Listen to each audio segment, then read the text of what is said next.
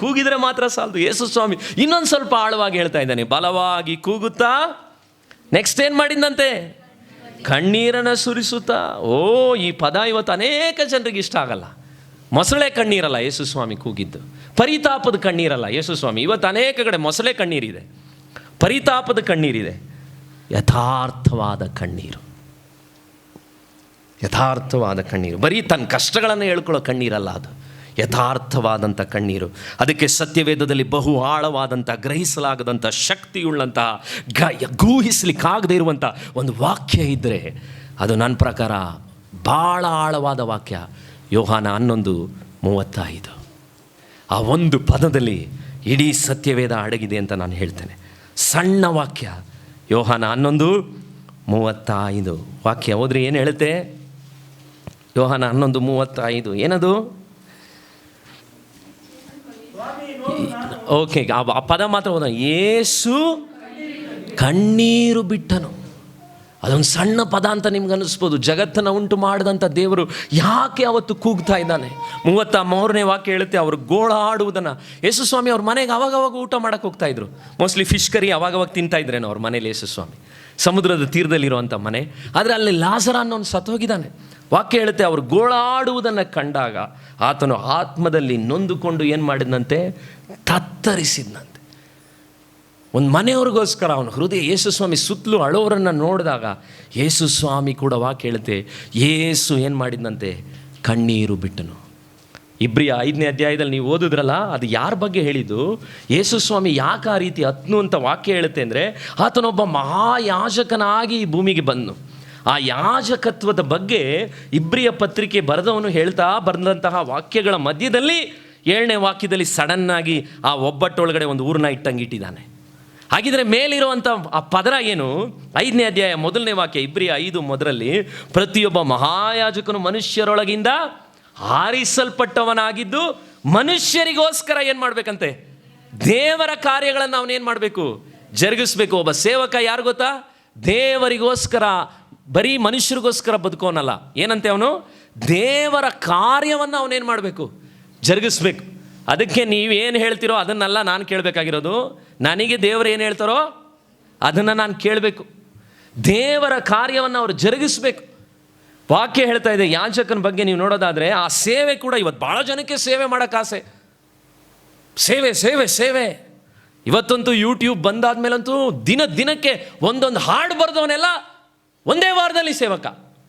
ಇವತ್ತು ಹಾಡು ಬರ್ದಾನೆ, next pastor. ಇವತ್ತು ಹಾಡು ಬರೆದಿದ್ದಾನೆ, ಹೊಸದಾಗಿ ಯೂಟ್ಯೂಬ್ ಹಾಕಿದ್ದಾನೆ, ನೆಕ್ಸ್ಟ್ ಪ್ರಾಫೆಟ್. ವಾಕ್ಯ ನೋಡ್ರಿ, ಅಲ್ಲೇನು ಹೇಳ್ತಾ ಇದೆ? 5ನೇ ಅಧ್ಯಾಯ 3ನೇ ವಾಕ್ಯದಲ್ಲಿ, 4ನೇ ವಾಕ್ಯ, ಯಾವನು ತನ್ನಷ್ಟಕ್ಕೆ ತಾನೇ ಈ ಗೌರವವನ್ನು ವಹಿಸಿಕೊಳ್ಳದೆ ದೇವರಿಂದ ನೇಮಿಸಲ್ಪಟ್ಟು ವಹಿಸಿಕೊಳ್ತಾನೆ. ಅದಕ್ಕೆ ಆರೋನನಂತೆ ಕರೆಯಲ್ಪಟ್ಟವರು ಮಾತ್ರ ಸೇವಕರಾಗಿರ್ಬೇಕು. ಅಂದ್ರೆ ಅರ್ಥ ಏನು? ಕರೆಯಲ್ಪಟ್ಟವನು, ಅವನಿಗೊಂದು ವೇಳೆ ಬಲಹೀನತೆ ಇರ್ಬೋದು, ಆದರೆ ದೇವರ ಕರೆಯುವಿಕೆ ಅವನ ಮೇಲೆ ಇದ್ದಾಗ ಮಾತ್ರ ಅವನಿಗೆ ಅರ್ಹತೆ ಇರುತ್ತೆ. ಇತ್ತೀಚಿನ ಹುಡುಗರುಗಳು ಎಲ್ಲರೂ ಸೇವೆ ಮಾಡೋದು ನನಗಿಷ್ಟ, ಆದರೆ ನನ್ನ ಪ್ರಾರ್ಥನೆ ಒಂದೇ ಒಂದು, ಅವ್ರ ಹತ್ರ ಕೇಳಿದಾಗ, ದೇವರು ನಿನ್ನನ್ನು ಕರೆದಿದ್ದಾನ, ದೇವರು ನಿನ್ನನ್ನು ಕರೆದಿದ್ದಾನ. ದೇವರ ಸೇವೆಗೆ ಅರ್ಹತೆ ಏನು?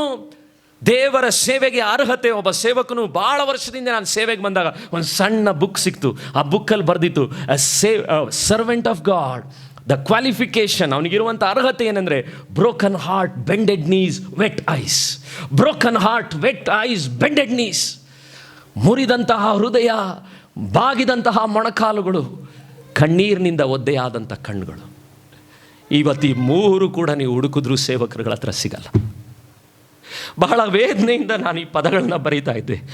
ನಾನು ಅವತ್ತು ನೋಡಿದೆ, ಶೇಷರತ್ನಮ್ಮ ಅಳುವಂಥ ಒಬ್ಬ ತಾಯಿಯನ್ನು ನೋಡಿದೆ, ಒಬ್ಬ ಪೊಂಡರಾಜನ ನೋಡಿದೆ, ಆವಾಗವಾಗ ಕಣ್ಣೀರಿಂದ ಪ್ರಾರ್ಥನೆ ಮಾಡೋದನ್ನು. ಒಬ್ಬೊಬ್ಬ ದೇವರ ಮನುಷ್ಯರುಗಳನ್ನ ನಾನು 20 ವರ್ಷದಿಂದ ನೋಡ್ತಾ ಇದ್ದೆ. ಅವರ ಪ್ರಸಂಗ ಪೀಠದಲ್ಲಿ ಅವ್ರಿಗೆ ಕಣ್ಣೀರಿತ್ತು. ಇವತ್ತು ಬೈಬಲ್ ಕಾಲೇಜ್ ನಿನಗೆ ಕಣ್ಣೀರನ್ನು ಕಲಿಸಲ್ಲ. ಬೈಬಲ್ ಕಾಲೇಜ್ಗಳು ಓದೋದು ದೊಡ್ಡ ತಪ್ಪಲ್ಲ. ಬೈಬಲ್ ಕಾಲೇಜ್ ಯಾವುದು ಕೂಡ ಕಣ್ಣೀರನ್ನು ಕಲಿಸಲ್ಲ. ವಾರ ವಾರ ಹಾಡುಗಳು ಬರ್ತಾ ಇದೆ, ಆದರೆ ಎಷ್ಟು ಹಾಡುಗಳು ಜನರನ್ನು ದೇವರ ಕಡೆಗೆ ಎಳೀತಾ ಇದೆ? ಎಷ್ಟು ಜನರುಗಳು ದೇವರ ಕಡೆಗೆ ಆ ವಾಕ್ಯಗಳಿಂದ ಸೆಳೆಯಲ್ಪಡ್ತಾ ಇದ್ದಾರೆ? ಪಕ್ಕದಲ್ಲಿರೋರಿಗೆ ಹೇಳಿ, ಸೇವೆ ಮೋಹ ಅಲ್ಲ, ಸೇವೆ ಆತ್ಮಗಳ ದಾಹ. ಆತ್ಮಗಳ ದಾಹ. ಪ್ರಾಫೆಟ್ ಇತ್ತೀಚೆಗೆ ಒಬ್ಬ ಬರ್ಕೊಂಡಿದ್ದಾನೆ, ಅವನೇ ಪ್ರಾಫೆಟ್, ನಾನೇ ಪ್ರವಾದಿ. ನಾನು ಮತ್ತೊಮ್ಮೆ ಹೇಳ್ತಾ ಇದ್ದೀನಿ, ಇದು ಹಾಡು ಬರೆಯೋರು, ದೇವ ಸೇವೆ ಮಾಡೋರಿಗೆ ವಿರೋಧವಾಗಿ ನಾನು ಇದನ್ನು ಮಾತಾಡ್ತಾ ಇಲ್ಲ. ಆದರೆ ಆ ಹಾಡುಗಳು ಕಣ್ಣೀರಿಂದ ಆಚೆ ಬಂದಿದೆಯಾ, ಆ ವಾಕ್ಯಗಳು. ಅದಕ್ಕೆ ನಾನು ನಿಮ್ಮ ಹತ್ರ ಒಬ್ಬೊಬ್ಬರ ಹತ್ರ ಕೊಯರ್ನಲ್ಲೂ ಕೂಡ ಮಕ್ಕಳಿಗೆ ಹೇಳ್ತೀನಿ, ಪ್ರೇಯರ್ ಮಾಡ್ಬೇಕು. ನೀವು ಪ್ರೇಯರ್ ಮಾಡಲಿಲ್ಲ ಅಂದರೆ ಇಲ್ಲಿ ಬರಬೇಡ, ಪ್ರೇಯರ್ ಮಾಡಲಿಲ್ಲ ಅಂದರೆ ನುಡಿಸ್ಬೇಡ, ಪ್ರೇಯರ್ ಮಾಡಲಿಲ್ಲ ಅಂದರೆ ಆರಾಧನೆಗೆ ನಿಲ್ಬೇಡ. ಯಾಕೆ ಹೇಳ್ತಾ ಇದ್ದೀನಿ? ಈ ಸೇವೆಯಲ್ಲಿ ನೀನು ಹಾಡುವಂಥ 2 ಲೈನು ಅವತ್ತು ಬಳಲಿ ಬಂದಿರುವಂಥ ಒಬ್ಬ ಹುಡುಗನನ್ನೇ ಕಟ್ಟೆಬ್ಬಿಸ್ಬಿಡುತ್ತೆ. ಈ ಮಕ್ಕಳುಗಳು ಹಾಡುವಾಗ ಆ ಹಾಡು ನಿಮಗೆ ಗೊತ್ತಿಲ್ಲ, ಯಾವ್ಯಾವ ವ್ಯಕ್ತಿಗಳನ್ನ ಎಲ್ಲೆಲ್ಲಿ ಬದಲಾಯಿಸುತ್ತೆ ಅಂತ ಗೊತ್ತಿಲ್ಲ. ನನಗೇ ಗೊತ್ತಿರಲಿಲ್ಲ ನಿನ್ನ ಪ್ರೀತಿಯಲ್ಲಿ ಲೀನನಾದೆ ನಾ ಹಾಡು ಬರೆದಾಗ. ಮಂಗಳೂರಿನಲ್ಲಿರುವಂಥ ಕ್ಲೀನರ್ ಕುಡುಕ ನವೀನು ಒಂದು ರಾತ್ರಿ ಕೇಳಿ ಪಾಪ ಬಿಟ್ಟು ಮನೆ ತಿರುಗ್ತಾನೆ ಅಂತ ನನಗೆ ಗೊತ್ತಿರಲಿಲ್ಲ. ಇವತ್ತು ತಾಳ್ಮೆಯಿಂದ ಹೇಳ್ತೀನಿ, ನಾನು ಯೂಟ್ಯೂಬ್ ಹಾಡುಗಳನ್ನ ಯಾರ್ಯಾರು ಹಾಕ್ಕೊಂಡು ಅವರವರೇ ಸಬ್ಸ್ಕ್ರೈಬರ್. ನನ್ನ ಯೂಟ್ಯೂಬಲ್ಲೇ ಅಷ್ಟು ವ್ಯೂಸ್ ಇಲ್ಲ. ನನ್ನ ಹಾಡಲ್ಲಿ ಬೇರೆಯವರು ನನ್ನ ಹಾಡು ನನಗೆ ಕೊಟ್ಟಿದ್ದಲ್ಲ, ಅದು ಪವಿತ್ರ ಆತ್ಮನ ಕೊಟ್ಟಿದ್ದು. ಅಲ್ಲೊಬ್ಬ ಕೆಳಗಡೆ ಯಾರ್ದೋ, ನಾನು ಬರೆದಿದ್ದು ಅಂತಲೂ ಗೊತ್ತಿಲ್ಲ, ಕೆಳಗಡೆ ಒಬ್ಬ ಹಾಕಿದ್ದಾನೆ, ಈ ಹಾಡು ತುಂಬ ಚೆನ್ನಾಗಿದೆ, ಅದ್ಭುತವಾಗಿದೆ, ಮನಸ್ಸು ಮುಟ್ಟಿದೆ. ಅವಾಗೆಲ್ಲ ನನಗನ್ಸುತ್ತೆ ಅದು ನನ್ನ ಚಾನಲಲ್ಲಿ ಇಲ್ಲ. ಒಂದೊಂದು ಕಡೆ ಅವಾಗೆಲ್ಲ ಕಣ್ಣೀರಿಂದ ದೇವರಿಗೆ ಸ್ತೋತ್ರ ಹೇಳ್ತೀನಿ. ಸ್ವಾಮಿ, ಅವತ್ತು ನನಗೆ ಕಲಿಸಿದಂತಹ ದೇವರ ಮನುಷ್ಯರುಗಳು. ಪೌಲನ ಅದಕ್ಕೆ ಹೇಳಿದ್ದು, ಕಣ್ಣೀರು ಸುರಿಸುತ್ತಾ. ಅಪೊಸ್ತಲರ ಕೃತ್ಯ 20 ಹೇಳ್ತಾನೆ, ನಾನು ಕಣ್ಣೀರು ಸುರಿಸುತ್ತಾ ಮನೆಗಳಲ್ಲಿ ಕಣ್ಣೀರಿನಿಂದ ನಿಮಗೆ ಬೋಧನೆ ಮಾಡಿದ್ನು. ಇವತ್ತು ಭಾಳ ತಾಳ್ಮೆಯಿಂದ ನಿಮ್ಮ ಹತ್ರ ಎಚ್ಚರಿಕೆಯಿಂದ ಕೇಳ್ತಾ ಇದ್ದೀನಿ, ನಿಮ್ಗೆ ಯಾರಿಗಾದರೂ ಸೇವೆ ಮಾಡಲಿಕ್ಕೆ ಆಸೆ ಇದೆಯಾ? ಒಂದೇ ಒಂದು ಅರ್ಹತೆಯಿಂದ ಇದ್ದರೆ ಮಾತ್ರ ನೀವು ಮಾಡಿರಿ. ಅದು ಬಾಗಿದ ಮೊಣಕಾಲುಗಳು. 2ನೇದಾಗಿ ರಹಸ್ಯವಾಗಿ ಕಣ್ಣೀರು ಸುರಿಸುವಂತಹ ಕೂಗು. ಆ ಕೂಗು ನಿಮ್ಮನ್ನು ವಿಧೇಯತೆಗೆ ನಡೆಸುತ್ತೆ. ಪ್ರಸಂಗ ಪೀಠದಲ್ಲಿ ಇವತ್ತು ಕಣ್ಣೀರಿಲ್ಲ, ಅದಕ್ಕೆ ಪಾಪಿಗಳು ಪಶ್ಚಾತ್ತಾಪದಿಂದ ಮನ ತಿರುಗ್ತಾ ಇಲ್ಲ. 17ನೇ ವಯಸ್ಸಿರ್ಬೋದು ನನಗೊಂದು ಸರಿ, ಅವಾಗ ನನಗೆ ಕಣ್ಣೀರು ಬರ್ತಿರ್ಲಿಲ್ಲ. ಶೇಷರತ್ನಮ್ಮ ಅನ್ನುವಂಥ ತಾಯಿ, ಆ ತಾಯಿ ಹತ್ರ ಒಂದು ದಿವಸ ನಾನು ಪ್ರೇಯರ್ ಮಾಡಿಸ್ಕೊಳಕ್ಕೆ ಹೋದೆ. ಸತ್ತ ಹೆಣಗಳೆಲ್ಲ ಇದ್ದಿದ್ವು. ಭಾಳ ಅದ್ಭುತವಾಗಿ ಅಮ್ಮನ ಹುಡ್ಕೊಂಡು ಎಲ್ಲೆಲ್ಲಿಂದನೋ ಬರೋರು. ನನಗೆ ಅವಾಗ ತಾನೇ ಸೇವೆ ಮೇಲೆ ಮೋಹ ಅಲ್ಲ, ನಾನು ಸೇವೆಗೆ ಬಂದಿದ್ದು ಮೋಹದಿಂದ ಅಲ್ಲ, ತಾಳ್ಮೆಯಿಂದ ಹೇಳ್ತಿದ್ದೀನಿ. ನನಗೆ ಅವಾಗ ಯಾವ ಯೂಟ್ಯೂಬು ಇರಲಿಲ್ಲ, ಯಾವುದೂ ಇರಲಿಲ್ಲ. ಮತ್ತು ಎಲ್ಲರೂ ಪಾಸ್ಟ್ಗಳನ್ನ ಹುಡ್ಕೊಂಬರ್ತಾರೆ, ಅದಕ್ಕೂ ಬರಲಿಲ್ಲ ನಾನು. ಆದರೆ ಅಲ್ಲಿರುವಂಥ ಭಕ್ತರುಗಳ ಜೀವಿತಗಳು, ಆತ್ಮ ಭಾರ ನನ್ನನ್ನು ತಾಕ್ತು. ಒಂದು ದಿವಸ ಆ ತಾಯಿ ನನ್ನ ತಲೆ ಮೇಲೆ ಕೈ ಇಟ್ಲು, ಅವಳು ಕಣ್ಣೀರು ಸೂಸ್ಬಿಟ್ಲು. ಆಮೇಲೆ ಭಾಳ ಒಂದು 2-3 ದಿವಸ ಆಗಿರ್ಬೋದು, ಅಮ್ಮ ಹತ್ರ ಹೋದೆ. ಅಮ್ಮ, మీరు ఎందుకు ఏడ్చారు, ಯಾಕೆ ನೀವು ಅಳ್ತಾ ಇದ್ರಿ ಅಂದೆ. ಆ ಅಮ್ಮ ನನಗೆ ಹೇಳಿದ್ರು, ನೀಕಿప్పుడు ತೆಲೀದು, ನಿನಗೀಗ ಅರ್ಥ ಆಗಲ್ಲ, ಮುಂದೊಂದು ದಿವಸ ಅರ್ಥ ಆಗುತ್ತೆ ಅಂದರು. ಅಷ್ಟೇ, ಅವರಿಂದ ಏನು ದೊಡ್ಡ ವರಗಳು ನನ್ನ ಮೇಲೆ ಬಂದಿದೆ ಅಂತ ನಾನು ಹೇಳಲ್ಲ. ಆದರೆ ವರ್ಷಗಳ ನಂತರ ನನಗೊಂದು ದಿವಸ ಪವಿತ್ರ ಆತ್ಮನು ತಿಳಿಸಿದ್ನು. ಆ ಕೃಪೆಯನ್ನು ಇವತ್ತು ದೇವರ ಮಕ್ಕಳೇ ನೀವು ಹೊಂದ್ಕೋಬೇಕು. ಯಾಕಂದರೆ ಇವತ್ತು ದೇವರು ಒಂದನ್ನು ಬಯಸ್ತಾ ಇದ್ದಾನೆ. ಕಡೆಯ ಕಾಲಗಳಲ್ಲಿ ಇದ್ದೀವಿ. ನಿಮಗೆ ಗೊತ್ತಿಲ್ಲ ಈ ಚರ್ಚ್ ಕೂಡ ಹೇಗೆ ಉಟ್ಕೊಳ್ತು ಅಂತ ನಿಮ್ಗೆ ಯಾರಿಗೂ ಗೊತ್ತಿಲ್ಲ. ಒಂದು ವಾಕ್ಯದಿಂದ ದೇವರು ಹುಟ್ಟಿಸಿದ್ನು. ಆದರೆ ನನ್ನನ್ನು ಸಭೆಯನ್ನು ಉಂಟು ಮಾಡಲಿಕ್ಕೆ ದೇವರು ನನಗೆ ಹುಟ್ಟಿಸಿದ್ದು ಈ ಡೇವಿಡ್ ವಿಲ್ಕರ್ಸನ್ ಅನ್ನುವಂಥ ಈ ಪುಸ್ತಕ. ಡಿಕ್ ಸಿಮನ್ಸ್ ಅನ್ನುವಂತಹ ಒಬ್ಬ ವ್ಯಕ್ತಿ ಅವತ್ತು ನ್ಯೂಯಾರ್ಕ್ನ ಆ ಕಡೆ ದಡದಲ್ಲಿ ಆತ್ಮಗಳ ಭಾರದಿಂದ ಅಳ್ತಾ ಇದ್ದ. ಕಾಡಿನಲ್ಲಿ ಮೊಣಕಾಲೂಕಿ ಕೂಗಿ ಕೂಗಿ ಕೂಗಿ ಅಳ್ತಾ ಇದ್ದಾನೆ. ದಿಢೀರಂತ ಅವನು ಕಣ್ಣೀರಿಂದ ಅಳ್ತಾ ಇರೋದನ್ನ ನೋಡಿದಾಗ ಒಂದು ಟಾರ್ಚ್ ಬೆಳಕು ಅವನ ಮೇಲೆ ಬಂತಂತೆ. ತಕ್ಷಣ ಅವನು ನೋಡಿದಾಗ ಅಲ್ಲೊಬ್ಬ ಪೊಲೀಸ್, ಏನು ಮಾಡ್ತಾ ಇದೆಯಾ ಅಂತ ಕೇಳಿದಂತೆ. ಡಿಕ್ ಸಿಮನ್ಸ್ ಕಣ್ಣೀರನ್ನ ಒರೆಸ್ಕೊಂಡು ಹೇಳಿದ್ರಂತೆ, ಓ, ಆ ಕಡೆ ದೂರದಲ್ಲಿ ಸ್ಲಮ್ಮಲ್ಲಿ ಜನರುಗಳು ಸಾಯ್ತಾ ಇದ್ದಾರೆ, ಕೊಲೆಗಳಾಗ್ತಾ ಇದೆ, ಹುಡುಗರುಗಳು ಡ್ರಗ್ಸಲ್ಲಿ ಮುಳುಗಿದ್ದಾರೆ, ಅವ್ರಿಗೋಸ್ಕರ ನಾನು ಅಳ್ತಾ ಇದ್ದೀನಿ ಅನ್ನಂತೆ. ಆಗ ಆ ವ್ಯಕ್ತಿ ಹೇಳಿದಂತೆ, there is nothing wrong. Police ಹೇಳಿದಂತೆ, ದೇರ್ ಇಸ್ ನಥಿಂಗ್ ರಾಂಗ್. ಅವ್ರು ಅಳ್ತಾ ಪ್ರಾರ್ಥನೆ ಮಾಡಿ ಮುಗುವಾಗಲೇ ಅವ್ರು ಹೇಳ್ತಾರೆ, ಒಂದು ಗಾಡಿ ನನ್ನ ಪ್ರಕಾರ ಬ್ರಿಡ್ಜ್ ಮೇಲೆ ವಾಷಿಂಗ್ಟನ್ನಿಂದ ಆ ಕಡೆಗೆ ಪಾಸ್ ಆಯಿತು ಅಂತ ಹೇಳ್ತಾರೆ. ಏನಾಗಿದ್ದು? ಅಲ್ಲಿಗೆ ಹೋಗಿದ್ದು ಯಾರು ಆ ಬೈಕ್ನಲ್ಲಿ? ನಾನು ನಿಮಗೆ ತೋರಿಸ್ತಾ ಇದ್ದೀನಿ ನೋಡ್ರಿ, ಅಲ್ಲಿ ಮಧ್ಯದಲ್ಲಿ ನಿಂತಿರುವಂತಹ ಡೇವಿಡ್ ವಿಲ್ಕರ್ಸನ್. ಅಲ್ಲಿ ನೀವು ನೋಡ್ತಾ ಇರುವಂಥ ಪಿಕ್ಚರ್ ಏನು ನೋಡ್ತಾ ಇದ್ದೀರಾ? ಆ ಇಬ್ಬರು ಹುಡುಗರು. ಅಲ್ಲಿ ಕಾಣ್ತಾ ಇರುವುದು ಚರಿತ್ರೆ, ಹಿಸ್ಟ್ರಿ. ಅದು ಅಮೇರಿಕಾದಲ್ಲಿ. ಯಾಕೆ 1958ರಲ್ಲಿ ಗ್ಯಾಂಗ್ನ ಹುಡುಗರುಗಳು. ಅಲ್ಲಿ ಕಾಣ್ತಾ ಇರುವಂಥ ಇಬ್ಬರು, ಅವ್ರ ಜೊತೆಗೆ 7 ಜನರು. ಒಬ್ಬ ಪೋಲಿಯೋ ಹುಡುಗ, ಬಿಳಿ ಹುಡುಗನನ್ನು ಕತ್ತರಿಸಿ ಕೊಲೆ ಮಾಡಿಬಿಟ್ರು. ಕೊಲೆ ಮಾಡಿದಂತಹ ಫೋಟೋವನ್ನು ಲೈಫ್ ಮ್ಯಾಗ್ಝಿನ್ನಲ್ಲಿ ಹಾಕಿದ್ರು. 28 ವಯಸ್ಸಿನ ಡೇವಿಡ್ ವಿಲ್ಕರ್ಸನ್ಗೆ ಆ ಮ್ಯಾಗ್ಝಿನ್ ನೋಡುವಾಗ ಅಳ್ತಾ ದೇವರ ಹತ್ರ ಕೇಳಿದ್ರಂತೆ, ದೇವರೇ, ಈ ಮಕ್ಕಳುಗಳು ಎಲ್ಲಿ ಹೋಗ್ತಾರೆ, ಇವ್ರ ಲೈಫ್ ಏನಾಗುತ್ತೆ ದೇವರೇ? ಆ ಒಂದು ಕೂಗಿನಿಂದ ಅವತ್ತು ಕೋರ್ಟ್ಗೆ ಹೋದ್ರಂತೆ. ಅಲ್ಲಿ ಅವರಿಗೆ ಪನಿಷ್ಮೆಂಟ್ ಕೊಟ್ಟರು. ಕೋರ್ಟಲ್ಲಿ ಹೋಗಿ ಈ ಡೇವಿಡ್ ವಿಲ್ಕರ್ಸನ್ ಏನು ಹೇಳಿದ್ರಂತೆ ಗೊತ್ತಾ? ಅವ್ರನ್ನ ಬಿಡುಗಡೆ ಮಾಡಿ, ನಾನು ಅವ್ರಿಗೊಂದು ವಿಷಯ ಹೇಳಬೇಕು ಅಂದ್ರಂತೆ. ಕೋರ್ಟ್ ಚರಿತ್ರೆ ಹೇಳುತ್ತೆ, ಕೋರ್ಟ್ ರಿಜೆಕ್ಟ್ ಮಾಡಿ ಹುಚ್ಚ ಬಂದಿದ್ದಾನೆ ಅಂತ ಕಳಿಸಿದ್ರಂತೆ. ಡೇವಿಡ್ ವಿಲ್ಕರ್ಸನ್ ವಾಪಸ್ ಹೋದರು. ಆದರೆ ಆ ನ್ಯೂಯಾರ್ಕ್ನ ಬೀದಿಯಲ್ಲಿ ನಿಂತ್ಕೊಂಡು ಗ್ಯಾಂಗ್ಗಳ ಮಧ್ಯದಲ್ಲಿ ಕೂಗಿ ಕೂಗಿ ಯೇಸು ಸ್ವಾಮಿ ನಿಮ್ಮನ್ನು ಪ್ರೀತಿಸ್ತಾನೆ ಅಂದ್ರಂತೆ. ನಿಮಗೆ ಕಾಣ್ತಾ ಇದೆಯಲ್ಲ, ಈ ಕಡೆ ಪಕ್ಕದಲ್ಲಿರುವಂಥ ನಿಕ್ಕಿ ಕ್ರೂಸ್ ಅವತ್ತು ಅಲ್ಲಿದ್ದಂಥ ಗ್ಯಾಂಗ್ನವ್ರು ಹೇಳಿದ್ರಂತೆ, ಈ ಯೇಸು ಬಗ್ಗೆ ನಿನ್ಗೆ ಮಾತಾಡ್ತಿದೆಯಲ್ಲ, ನೀನು ಮಾತಾಡಬಾರ್ದು. ಅಲ್ಲಿದ್ದಂಥ ಒಬ್ಬ ಪೊಲೀಸ್ ಆಫೀಸರ್ ಹೇಳಿದ್ರಂತೆ, ಅವ್ರು ಯೇಸು ಸ್ವಾಮಿ ನಂಬಿದ್ದವ್ರಂತೆ, ಅವ್ರು ಹೇಳಿದ್ರಂತೆ ಲೆಟ್ ಹಿಮ್ ಸ್ಪೀಕ್, ಅವ್ರು ಮಾತಾಡಲಿ ಬಿಡ್ರಿ ಅಂದ್ರಂತೆ. ಆ ಮಾತಾಡ್ತಾ ಇದ್ದಾಗಲೇ ಅವ್ರು ಹೇಳಿದ್ರಂತೆ, ನಾವು ನಿನ್ನ ಕತ್ತರಿಸ್ತೀವಿ ಅಂದ್ರಂತೆ. ಆವಾಗ ವಿಲ್ಕರ್ಸನ್ ಹೇಳಿದ್ರಂತೆ, if you cut me into pieces all the pieces will say Jesus loves you ಅಂತ. ನೀನು ಎಲ್ಲ ಪೀಸ್ಗಳನ್ನ ಕಟ್ ಮಾಡಿದ್ರು ಅದು ಕೂಡ ಯಾರನ್ನು ಪ್ರೀತಿಸುತ್ತೆ ಅಂತ ಹೇಳುತ್ತೆ. ವಾವ್! ಆತ್ಮಗಳ ಭಾರದಿಂದ, ಆತ್ಮಗಳ ದಾಹದಿಂದ ಪ್ರಸಂಗ ಮಾಡಿದಂಥ ಡೇವಿಡ್ ವಿಲ್ಕರ್ಸನ್ ಪ್ರಸಂಗಗಳಿಗೆ ಅವತ್ತಿನ ಗ್ಯಾಂಗ್ ಮನ ತಿರುಗಿತು. ನಿಮಗೆ ನಾನು ತೋರಿಸ್ತೀನಿ ನೋಡ್ರಿ, ಅವತ್ತು ನ್ಯೂಸ್ ಪೇಪರ್ಗಳಲ್ಲಿ ಬಂತು, ಬಿಡುಗಡೆ ಆಯಿತು. ನಿಮಗೆ ಕಾಣ್ತಿದೆಯಾ? ನಿಮಗೆ ಬೇಕಿದ್ರೆ ಆ ಪಿಕ್ಚರ್ನ ನೋಡ್ರಿ, the cross and switch blade ಅಂತ. ಆ ಗ್ಯಾಂಗ್ಗಳು ಫುಲ್ ರಕ್ಷಣೆ ಹೊಂದಿತು. ದೇವರ ಮಹಿಮೆ ನ್ಯೂಯಾರ್ಕ್ ಪಟ್ಟಣವನ್ನು ಇಳಿದುಬಿತ್ತು. ಅವತ್ತು ಕತ್ತಿ ಹಿಡಿದು ಕೊಲೆ ಮಾಡಿದಂಥ ಅವತ್ತು ಬೇಸ್ಬಾಲ್ ಆ ಬ್ಯಾಟ್ನಿಂದ ಹುಡುಗರುಗಳನ್ನ ಒಡೆದು ಗ್ಯಾಂಗ್ಗಳಲ್ಲಿ ಡ್ರಗ್ ಅಡಿಕ್ಟ್ಸ್ ಆಗಿ ಮುಳುಗಿದ್ದಂತಹ ನಿಕ್ಕಿ ಕ್ರೂಸ್, ಇವತ್ತು ನೀವು ಈ ಕಡೆ ನೋಡ್ತಾ ಇದ್ದೀರಲ್ಲ, ಅದೇ ನಿಕ್ಕಿ ಕ್ರೂಸ್ ಇವತ್ತು ಸೇವಕ. ಅವರಿಗೆ ಸುವಾರ್ತೆಯನ್ನು ತಲುಪಿಸಿದಂತಹ ಡೇವಿಡ್ ವಿಲ್ಕರ್ಸನ್ ಪಕ್ಕದಲ್ಲಿ ನಿಂತಿದ್ದಾರೆ. ನಿಮಗೆ ಗೊತ್ತಾ, ಈ ಪುಸ್ತಕವನ್ನು ಇವತ್ತು ಈ ಸಭೆ ಏನಾಗಿದೆ ಗೊತ್ತಾ, ನ್ಯೂಯಾರ್ಕ್ನಲ್ಲಿ ಅಲ್ಲಿ ಪಾನ್ನಿಂದ ಅಡಿಕ್ಟ್ ಆದವರು, ಡ್ರಗ್ಸ್ಗಳಿಂದ ಅಡಿಕ್ಟ್ ಆದವರು ಟೈಮ್ ಸ್ಕ್ವೇರ್ ಚರ್ಚ್ನಲ್ಲಿ 100ಕ್ಕೆ 100ರಷ್ಟು ಜನರುಗಳು ವಾರ ಬಂದು ತುಂಬ್ತಾರೆ. ಇವತ್ತು ಡೇವಿಡ್ ವಿಲ್ಕರ್ಸನ್ ಇಲ್ಲ, ಕೊಲೆಗಾರನಾಗಿದ್ದಂಥ ನಿಕ್ಕಿ ಕ್ರೂಸ್ ಮಾತ್ರ ಇದ್ದಾರೆ. ಅವರು ಸಾವಿರಾರು ರೌಡಿಗಳನ್ನು ರಕ್ಷಣೆಗೆ ನಡೆಸಿದ್ದಾರೆ.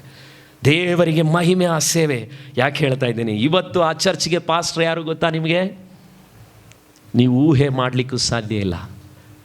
ವರ್ಷಗಳ ಹಿಂದೆ ಡೇವಿಡ್ ವಿಲ್ಕರ್ಸನ್ ಪ್ರಸಂಗ ಮಾಡುವಾಗ ಯಾವ ಪೊಲೀಸ್ ಅವನು ಮಾತಾಡಲಿ ಅಂತ ಬಿಟ್ಟರೋ ಆ ಪೊಲೀಸ್ ಮಗ ಇವತ್ತು ಪಾಸ್ಟರ್.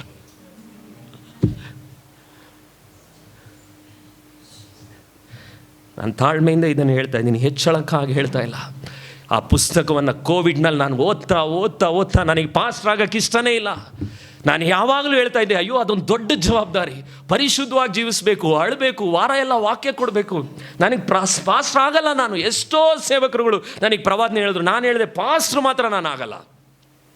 ಆದರೆ ಕೊರೋನಾದಲ್ಲಿ ನನಗೆ ಕೆಲವು ತಿಂಗಳುಗಳು, ನಾನು ನಿಮ್ಗೆ ಹೇಳ್ತಾ ಇದ್ದೀನಿ, ಈ ಪುಸ್ತಕ ಓದ್ತಾ ಇದ್ದೆ, ದಾರೆಯಾಗಿ ನನ್ನ ಹೆಂಡತಿ ಗೊತ್ತು, 3 ತಿಂಗಳು ರೂಮ್ಗೆ ಹೋಗೋದು ಅಳೋದು. ದೇವರೇ ನಿನ್ನ ಚಿತ್ತ ನಾನು ಮಾಡ್ತಾ ಇಲ್ವೇನೋ. ನಾನು ನಿಮಗೆ ತಾಳ್ಮೆಯಿಂದ ಹೇಳ್ತಿದ್ದೀನಿ, ಕಣ್ಣೀರಿಲ್ಲದ ಆತ್ಮ ಭಾರಗಳಿಲ್ಲದೆ ಇರುವಂಥ ವಿಶ್ವಾಸಿಗಳೇ, ನಿಮ್ಮಿಂದ ಸೇವೆಗಳು ಉದ್ಧಾರ ಆಗಲ್ಲ. ನನ್ನಿಂದ ಕಣ್ಣೀರನ್ನು ಕಳ್ಕೊಂಡ್ರೆ ನನ್ನ ಸೇವೆ ಕೂಡ ನಿಲ್ಲುತ್ತೆ ಅಂತ ನಾನು ನಂಬಲ್ಲ. ಇವತ್ತು ವಿಧೇಯರಾಗಿ ನೀವು ಇರಲಿಕ್ಕೆ ಯಾಕೆ ನಿಮಗೆ ಆತ್ಮಗಳ ಭಾರ ಇಲ್ಲ? ನಿಮ್ಮನ್ನು ದೇವರು ರಕ್ಷಿಸಿದರೆ ಯೋಚನೆ ಮಾಡಿ ನೋಡ್ರಿ, ಎಷ್ಟು ಜನರನ್ನು ನೀವು ದೇವರ ಕಡೆಗೆ ನಡೆಸಿದ್ದೀರಾ. ನಿಮಗೆ ಯಾಕೆ ನಡೆಸೋಕ್ಕಾಗ್ತಾ ಇಲ್ಲ ಅಂದರೆ, ಪ್ರಾರ್ಥನೆಯಲ್ಲಿ ಮೊದಲನೇದಾಗಿ ಕಣ್ಣೀರೇ ಬಂದಿಲ್ವಲ್ಲ. ಆತ್ಮಗಳ ಭಾರ ನಿಮಗೆ ಪರ್ಸನಲ್ಲಾಗಿ ಬರದೆ ದೇವರು ದೊಡ್ಡದಾಗಿ ಯಾರನ್ನು ಉಪಯೋಗಿಸಿಲ್ಲ. ಬೈಬಲ್ನ ಹುಡುಕಿ ನೋಡ್ರಿ, ಯೆರೆಮೀಯ 10, ಪೌಲನು 10, ಯೆಹೆಜ್ಕೇಲ 10, ಎಲ್ಲ ಭಕ್ತರುಗಳು ಅದಕ್ಕೆ ಕಣ್ಣೀರು ಸುರಿಸಿ ಅಂತ ನಾನು ಹೇಳಲಿಕ್ಕೆ ಕಾರಣ ಏನಂದರೆ, ಕಡೆಯ ಕಾಲಗಳಲ್ಲಿ ಅನೇಕ ಜನರುಗಳು ಪಾಪಗಳಲ್ಲಿ ಇವತ್ತು ಬಿದ್ದಿರುವಾಗ ಸಭೆಯಿಂದ ಇವತ್ತು ಆದಿ ಪ್ರೀತಿಯಲ್ಲಿ ಯೋಚನೆ ಮಾಡಿ ನೋಡ್ರಿ, ನೀವೆಲ್ಲ ರಕ್ಷಣೆ ಹೊಂದಾಗ ಹೆಂಗೆ ಮನ ತಿರುಗಿದ್ರಿ? ನೀವು ಕಣ್ಣೀರು ಸುರಿಸದೆ ನೀವು ಮನ ತಿರುಗಿದ್ದೀರಾ? ನನಗೆ ಗೊತ್ತಿಲ್ಲ, ಯಾರಾದರೂ ಒಬ್ಬರು ಕೈ ಎತ್ತರಿ, ಕಣ್ಣೀರು ಸುರಿಸದೆ ನೀವು ಪಶ್ಚಾತ್ತಾಪ ಪಟ್ಟು ಮನ ತಿರುಗಿದ್ರಿ ಅಂತ. ಅವತ್ತು ಆ ಕಣ್ಣೀರು ಇತ್ತು, ಇವತ್ತು ಆ ಕಣ್ಣೀರಿಲ್ಲ. ಯಾಕಂದರೆ ಒಣಗೋಗಿದೆ ಕಣ್ಣು, ಹೃದಯ ಒಣಗೋಗಿದೆ. ಫಸ್ಟು ವಿಧೇಯತೆ ಎಲ್ಲಿ ಬರುತ್ತೆ? ತಾಳ್ಮೆಯಿಂದ ಹೇಳ್ತಿದ್ದೀನಿ. ಈ ವಾರದಲ್ಲೂ ಕೂಡ ನಾನು ಲಕ್ಷ್ಮಣ ಹತ್ರ ಮಾತಾಡ್ತಾ ಇದ್ದೆ. ನಾನು ಹೃದಯ ಒಡೆದವನಾಗಿದ್ದೀನಿ 2 ದಿವಸದಿಂದ. ಯಾಕೆ ಗೊತ್ತಾ? ಲಕ್ಷ್ಮಣ್ ಹೇಳಿದ್ರು, ಸುಜಿತ್, ನನ್ನ ಕಾಲೇಜ್ ಪಕ್ಕ ಸ್ಟೂಡೆಂಟ್ಸ್ಗಳಿರುವಂಥ 8th, 9th, 10th ಮಕ್ಕಳುಗಳು ಇರುವಂಥ ಸ್ಕೂಲ್ನಲ್ಲಿ ಬಾತ್ರೂಮ್ಗಳಲ್ಲಿ ನೆನೆಸದೇ ಇರುವಂಥ ವಸ್ತುಗಳು ಸಿಗ್ತಾಯಿದೆ. ನಾನು ಅದನ್ನ ಮೈಕಲ್ಲಿ ಹೇಳೋಕ್ಕಾಗಲ್ಲ. ಪಾಪಗಳಿಂದ ನಮ್ಮ ಮಕ್ಕಳುಗಳು ಮುಳುಗೋಗಿದ್ದಾರೆ. ಬರೀ ಡ್ರಗ್ಸ್ ಮಾತ್ರ ಅಲ್ಲ, ಲೈಂಗಿಕ ಪಾಪಗಳನ್ನು ಉಪಯೋಗಿಸುವಂಥ ಪಾಪಗಳನ್ನು 13, 14, 15 ವಯಸ್ಸಿನ ಮಕ್ಕಳುಗಳು ಯೂಸ್ ಮಾಡಿ ಗರ್ಭವತಿಗಳಾಗಿ ಅಬಾರ್ಷನ್ಗಳಿಗೆ ಹೋಗುವಾಗ ಅವೆಲ್ಲ ನಿಮ್ಮನ್ನು ನೋವುಪಡಿಸಿದೆಯಾ? ಇಲ್ಲಿ ಪ್ರಸಂಗ ಪೀಠದಲ್ಲೆಲ್ಲ ಆ ಕಣ್ಣೀರನ್ನ ನಿಮ್ಗೆ ಹೇಳ್ತಾ ಇರೋದು. ರಹಸ್ಯವಾಗಿ ಅದನ್ನು ಕೇಳಿದಾಗ, ಬೈಕ್ನಲ್ಲಿ ಹೋಗುವಾಗ ನೀವು ಹತ್ತಿದ್ದೀರಾ, ಟ್ರೈನ್ನಲ್ಲಿ ಹೋಗುವಾಗ ನೀವು ಯಾವಾಗಾದರೂ ಹತ್ತಿದ್ದೀರಾ, ಇಲ್ಲ ನಿಮ್ಮ ಮನೆಗಳಲ್ಲಿ ಬಾತ್ರೂಮ್ ಒಳಗಡೆ ಹೋದಾಗ ಯಾವಾಗಾದರೂ ಹತ್ತಿದ್ದೀರಾ, ಆತ್ಮ ಭಾರದಿಂದ ಹತ್ತಿದ್ದೀರಾ. ಚರ್ಚಲ್ಲಿ ಆಳೋದಲ್ಲ ಪ್ರಿಯರೇ.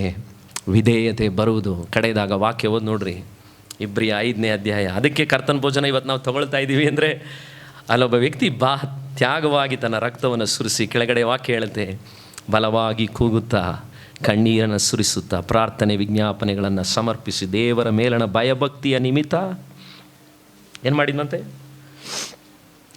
ಅನುಭವಿಸಿದಂತಹ ವಾಕ್ಯ ಹೇಳುತ್ತೆ, ಆತನು ಮಗನಾಗಿದ್ದರು ಅನುಭವಿಸಿದ ಬಾಧೆಗಳಿಂದಲೇ ಏನು ಮಾಡಿದಂತೆ. ಇವತ್ತು ನೀವು ಬಾಧೆಗಳಲ್ಲಿ ಹಾಕ್ತೋದಿದ್ದೀರಾ. ಯಾಕೆ ನಮಗೆ ಬಲವಾಗಿ ಕೂಗ್ತಾ ಇಲ್ಲ, ಕಣ್ಣೀರು ಕೂಗಿಲ್ಲ? ಮೂರನೇದಾಗಿ ನಾವು ಭಯಭಕ್ತಿಯಿಂದ ಬಾಧೆಯಿಂದ ನಾವೇನಾಗ್ತೀವಿ? ಕಲಿತವರಾಗ್ತೇವೆ. ಮೂರನೇದಾಗಿ ಎಲ್ಲರೂ ಹೇಳಿ, ಭಯಭಕ್ತಿ ಬಾಧೆಯಿಂದ ಏನಾಗ್ತೀರಾ? ಕಲಿತವರಾಗ್ತೀವಿ. ಬರೀ ಕಣ್ಣೀರು ಸುರಿಸೋದು ವಾಕ್ಯ ಅಲ್ಲ, ಆದರೆ ಯೇಸು ಸ್ವಾಮಿ ಕೂಡ ತಂದೆಯಾದ ದೇವರಿಗೆ ವಿಧೇಯನಾದನು. ಕೆಲವು ಸಾರಿ ಭಾಳ ಸರಿ ನಾವು ಕಣ್ಣೀರು ಸುರಿಸ್ಬಿಟ್ರೆ ದೇವರು ಎಲ್ಲ ಮಾಡಿಬಿಡ್ತಾರೆ ಅಂತ ಅನಿಸುತ್ತೆ. ಆದರೆ ನನಗೊಂದು ವಾಕ್ಯ ಇಬ್ರಿಯ ಪತ್ರಿಕೆಯಲ್ಲಿ ಭಾಳ ಭಯ ಹುಟ್ಟಿಸಿದ ವಾಕ್ಯ. ಇಬ್ರಿಯ 12ನೇ ಅಧ್ಯಾಯ ನೋಡ್ರಿ, ಅಲ್ಲಿ ವಾಕ್ಯ ಹೇಳುತ್ತೆ, ಏಸಾವನಂತ 12:16, ಏಸಾವನಂತ ಪ್ರಾಪಂಚಿಕನಾಗಲಿ ನಿಮ್ಮಲ್ಲಿ ಇರದಂತೆ ಏನು ಮಾಡಿರಿ, ನೀವು ಜಾಗ್ರತೆಯಿಂದ ನೋಡ್ಕೊಳ್ರಿ. ಅವನೇನು ಮಾಡಿದಂತೆ? ತನ್ನ ಚೊಚ್ಚಲತನದ ಹಕ್ಕನ್ನು ಏನು ಮಾಡಿದಂತೆ? ಬಿಟ್ಟುಬಿಟ್ನಂತೆ. 17ನೇ ವಾಕ್ಯ ಹೇಳುತ್ತೆ, ತಂದೆಯ ಆಶೀರ್ವಾದವನ್ನು ಬಾಧ್ಯವಾಗಿ ಹೊಂದಬೇಕೆಂದು ಕಣ್ಣೀರು ಸುರಿಸುತ್ತಾ ಬೇಡಿಕೊಂಡ್ರು, ಏನಾಗಿಲ್ವಂತೆ? ನಡೆದದ್ದನ್ನು ಇಲ್ಲದ ಹಾಗೆ ಮಾಡುವುದಕ್ಕೆ ಏನಾಗಿದ್ದೀರಾ? ಮಾರ್ಗವಿಲ್ಲದೆ ನಿರಾಕರಿಸಲ್ಪಟ್ಟ. ಏಸಾವ ಏನು ಮಾಡ್ದ? ಒಂದು ಸ್ವಲ್ಪ ಗಂಜಿಗೋಸ್ಕರ, ಬರ್ತ್ ರೈಟು, ನಾನೇ ಫಸ್ಟ್ ಮಗ, ಪರವಾಗಿಲ್ಲ ನಂದು ನೀನು ತಗೋ ಅಂದ್ಬಿಟ್ಟ. ಪಾಪ ಹಾಗೇನೆ, ಒಂದು ಸ್ವಲ್ಪ ಗಂಜಿಗೋಸ್ಕರ ಏನು ಬೇಕಾದರೂ ಮಾರ್ಕೊಂಡ್ಬಿಡ್ತೀವಿ. ಎಷ್ಟು ವರ್ಷ ಉಳಿಸ್ಕೊಂಡಂಥ ಕುಟುಂಬನೂ ಕೂಡ ಬೀದಿಗೆ ತರಕ್ಕೆ ನಮಗೆ ಏನು ಪ್ರಾಬ್ಲಮ್ ಇಲ್ಲ. ನನ್ನ ಮಕ್ಕಳು ತಾನೇ ಬೀದಿಗೆ ಬರೋದು, ನಾನು ಅವಳ ಜೊತೆ ಹೋಗೋಣ ಅಷ್ಟೇ. ಎಷ್ಟು ಕುಟುಂಬಗಳು ಹಿಂಗೆ ಬಂದಿದೆ, ಎಷ್ಟು ಸಭೆಗಳು ಹಿಂಗಾಗಿದೆ, ವಿಶ್ವಾಸಿಗಳು ಕೂಡ. ಯಾಕೆ? ಕಣ್ಣೀರು ಸುರಿಸ್ತಾ ಇದ್ದೀವಿ. ಈ ವಾಕ್ಯ ನನ್ನ ನಡುಕ ಹುಟ್ಟಿಸಿದ ವಾಕ್ಯ. ನೀನು ಬರೀ ಅಳೋದ್ರಿಂದ ಸುಜಿತ್ ನಿನ್ನ ಜೀವನ ಸರಿಯಾಗುತ್ತೆ ಅಂತ ನೆನೆಸ್ಬೇಡ ಅಂತ ದೇವರು ನನಗೆ ಹೇಳಿದ್ದು. ನಿಮ್ಗೆ ಹೇಳಿದ್ದಲ್ಲ, ನನಗೆ ಹೇಳಿದ್ದು ಒಂದು ದಿವಸ. ಭಯಭಕ್ತಿ ಇದ್ದರೆ ಬದುಕ್ತೀಯ ಸುಜಿತ್. ಬರೀ ಕಣ್ಣೀರು ಸುರಿಸಿ ನಾಟಕ ಆಡಬೇಡ. ಭಯ ಭಕ್ತಿ ನನಗೂ ನಿನಗೂ ಇದೆಯಾ? ಪವಿತ್ರಾತ್ಮನು ಈ ವಾಕ್ಯಗಳಿಂದ ಎಚ್ಚರಿಸ್ತಾ ಇದ್ದಾನೆ. ಯಾಕಂದರೆ ಅವನು ಕಣ್ಣೀರಿಟ್ಟ, ಆದರೆ ಅವನ ಮಾರ್ಗ ಬರಲೇ ಇಲ್ಲ. ದೇವ್ರು ಹೇಳ್ಬಿಟ್ಟು, ಅವ್ರ ಅಪ್ಪ ಹೇಳ್ದ, ರಿಜೆಕ್ಟೆಡ್ ಅವನು ಅಂತ ಹೇಳ್ದ. ಕೆಲವು ಸಾರಿ ಈ ರೀತಿ ನಾವು ಭಾಳ ವಂಚಿಸಲ್ಪಡ್ತೀವಿ, ಚೆನ್ನಾಗಿ ಅಳ್ತೀವಿ ಚರ್ಚ್ಗಳಲ್ಲಿ. ಆದರೆ ಭಯಭಕ್ತಿ ನನಗೂ ನಿಮಗೂ. ಯೇಸು ಸ್ವಾಮಿ ಹೇಗೆ ತಂದೆಯ ಮೇಲೆ ಭಯಭಕ್ತಿ ಉಳ್ಳವನಾಗಿದ್ನು? ಲೂಕನು ಬರೆದ ಸುವಾರ್ತೆಯಲ್ಲಿ ನೋಡ್ರಿ, ಬೇಗ ಓದೋಣ. 2ನೇ ಅಧ್ಯಾಯ 49ನೇ ವಾಕ್ಯದಲ್ಲಿ ಯೇಸು ಸ್ವಾಮಿ ಅವತ್ತು ಎಲ್ಲಿದ್ದಾನೆ? ತಂದೆ ತಾಯಿಗಳು ಜಾತ್ರೆಯಲ್ಲಿ ಹುಡುಕ್ತಾ ಇದ್ದಾರೆ, ಎಲ್ಲೋದ ಮಗ ಅಂತ. ಯೇಸು ಸ್ವಾಮಿ ಎಲ್ಲಿದ್ದಾನೆ? 2:49 ಅವ್ರ ಅಪ್ಪ ಅಮ್ಮನಿಗೆ ಹೇಳಿದ ಮಾತು, ನಾನು ನನ್ನ ತಂದೆಯ ಮನೆಯಲ್ಲಿ ಇರಬೇಕಾದದ್ದು ನಿಮಗೆ ಗೊತ್ತಿಲ್ವೋ? ಯೇಸು ಸ್ವಾಮಿ ಹೇಳ್ತಾ ಇದ್ದಾನೆ ನೋಡ್ರಿ. 4:16 ನೋಡ್ರಿ, ಯೇಸು ಸ್ವಾಮಿಗೆ ಭಕ್ತಿ ಇತ್ತ. 4:16, ಹೀಗಿರಲಾಗಿ ಆತನು ತಾನು ಬೆಳೆದ ನೆಚರೀತಿಗೆ ಬಂದು ತನ್ನ ವಾಡಿಕೆಯ ಪ್ರಕಾರ ಏನು ಮಾಡಿದಂತೆ? ಸಬ್ಬತ್ ದಿನದಲ್ಲಿ ಸಭಾಮಂದಿರಕ್ಕೆ ಹೋಗಿ ಏನು ಮಾಡಿದಂತೆ? ಅಲ್ಲೊಂದು ಕನ್ನಡ ಪದ ಇದೆ, ಹಳೇ ಕನ್ನಡ. ಏನದು? ವಾಡಿಕೆ ಪ್ರಕಾರ. ಪಕ್ಕದಲ್ಲಿರೋರು ಹೇಳಿ, ವಾಡಿಕೆ ಅಂದ್ರೆ ಅರ್ಥ ಏನು? ಸಂಪ್ರದಾಯ ಅಲ್ಲ, ಅದು ನೀನು ಸಂಪ್ರದಾಯ ಓಕೆ. ಎರಡನೇದಾಗಿ ರೂಢಿ. ರೂಢಿ, ವೀರ ಕನ್ನಡಿಗರೇ, ರೂಢಿ. ಅದು ಏನು ರೂಢಿ? ಬೆಳಿಗ್ಗೆ ಎದ್ದು ಹಲ್ಲುಜ್ಜೋದು ರೂಢಿ, ಏನೋ ಅಲ್ವಾ? ಬಟ್ಟೆ ಹಾಕ್ಕೊಳ್ಳೋದು, ಏನು ಯೂನಿಫಾರ್ಮ್ ಹಾಕ್ಕೊಂಡು ಸ್ಕೂಲಿಗೆ ಹೋಗೋದು ರೂಢಿ. ರಾತ್ರಿ ಮಲ್ಕೊಳಕ್ಕೆ ಹೋಗುವಾಗ ಕಣ್ಣು ಮುಚ್ಕೊಂಡು ಮಲಗೋದು, ಕಣ್ಣು ಬಿಟ್ಕೊಂಡು ಮಲ್ಗೋರು ಯಾರಾದ್ರೂ ಇದ್ದೀರಾ?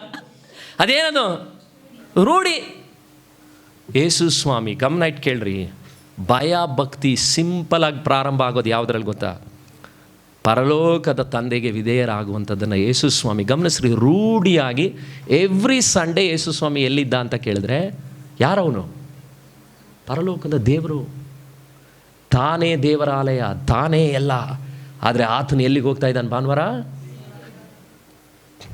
ನಿನ್ನೆ ನಮ್ಮ ದೊಡ್ಡಪ್ಪ 96 ವಯಸ್ಸಂತೆ, ಕೇಶವನ್ ನಾಯರ್.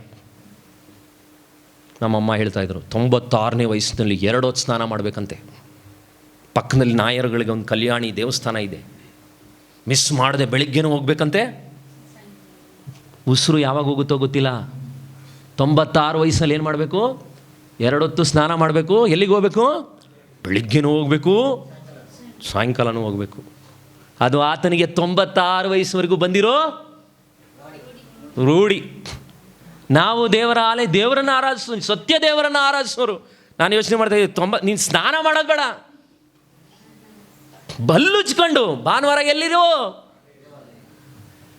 ಭಯ ಭಕ್ತಿ ಬೇಸಿಕ್. ಲೋಕದವರನ್ನೇ ನಾವು ನಾನು ಪ್ರಾಕ್ಟಿಕಲಾಗಿ ನಿಮ್ಮ ಹತ್ರ ಕಷ್ಟ, ಒಬ್ಬನಿಗೆ ಭಯ ಭಕ್ತಿ ಇದೆ ಅಂತ ನೀವು ಹೆಂಗೆ ಹೇಳ್ತೀರಾ?